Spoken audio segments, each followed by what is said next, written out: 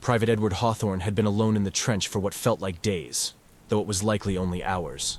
Time seemed to dissolve here, in the mud-soaked graveyard that had once been the front lines. The air was thick with fog, heavy, red-tinged mist that crawled over the battlefield like some spectral tide, swallowing everything in its path. No man's land was silent now, except for the occasional distant rumble of artillery. Yet here, deep in the trench, the only sound was the steady drip of water mixed with blood, running down the walls like a slow bleed from the earth itself. He hadn't seen another living soul in hours. Hawthorne tried to remember how it had come to this.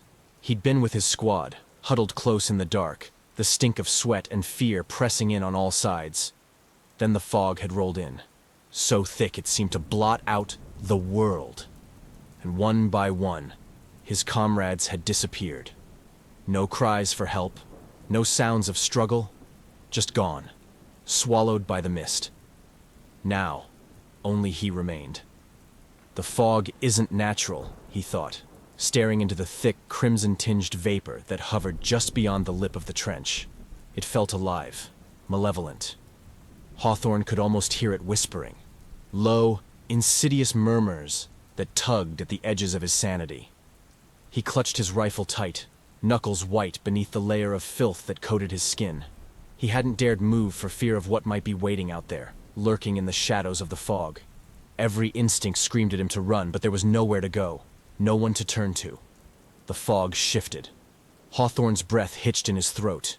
He froze, heart hammering in his chest, as a figure took shape in the mist.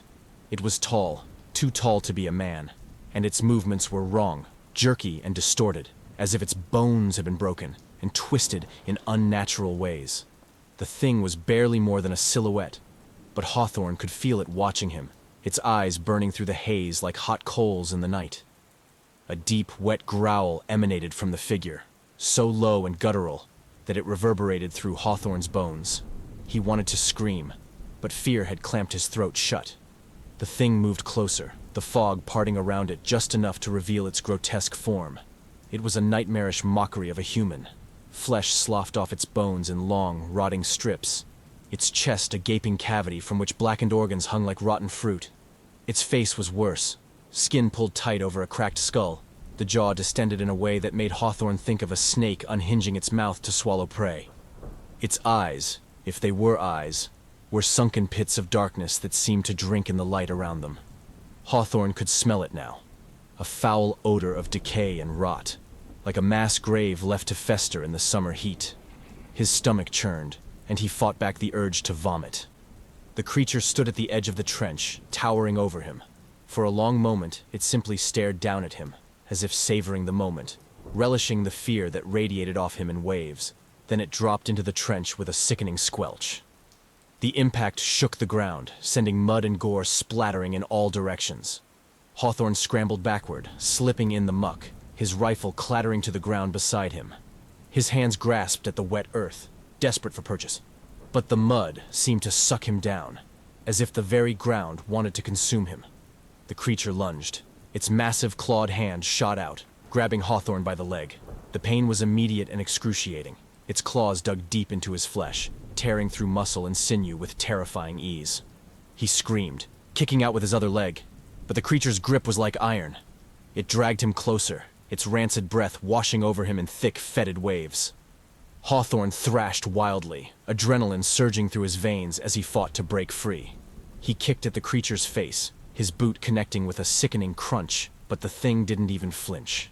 It only growled, a low, rumbling sound that seemed to vibrate through the very air around them. With a sudden burst of strength, Hawthorne twisted his body, grabbing his rifle with shaking hands. He didn't aim. There was no time for that. He simply fired, the deafening roar of the gunshot echoing in the narrow trench. The bullet tore into the creature's shoulder, sending a spray of thick black ichor splattering across the walls. The creature howled in rage, a sound so primal and full of hatred that it made Hawthorne's blood run cold. But it didn't release him. If anything, its grip tightened, claws digging deeper into his leg until he could feel the bones splintering beneath the pressure. Hawthorne screamed again, his vision swimming with pain and terror.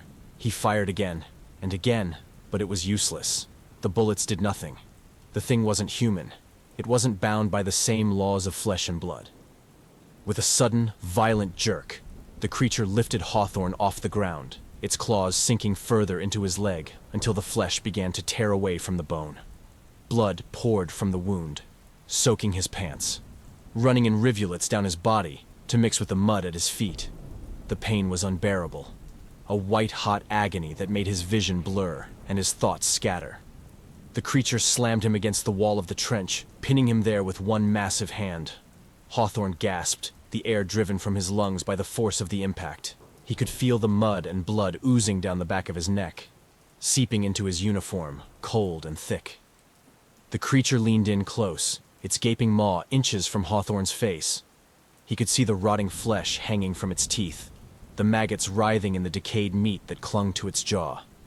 Its breath was hot and foul, like the stench of a slaughterhouse. He gagged, tears streaming down his face as the creature's dark, sunken eyes bore into him. With a slow, deliberate motion, the creature opened its mouth wider, revealing rows of jagged, broken teeth. It let out a low, rumbling growl, its breath washing over Hawthorne like a wave of death. He closed his eyes, bracing for the end, his mind spiraling into madness. But instead of biting down, the creature did something worse. It began to consume him, not with its teeth, but with the very fog that surrounded them. The mist swirled around Hawthorne, thickening, coiling like serpents around his limbs. He felt it seeping into his skin, crawling through his veins like ice water. His blood slowed, his heart struggling to beat beneath the weight of the fog. He could feel it inside him, changing him, warping his flesh, twisting his bones. His body convulsed, every nerve ending on fire as the fog ate away at his humanity, consuming him from the inside out. His screams echoed through the trench, lost in the swirling mist. When it was over, there was nothing left of Edward Hawthorne but a ragged, blood-soaked uniform and the faint whisper of his final breath. Carried away by the crimson fog,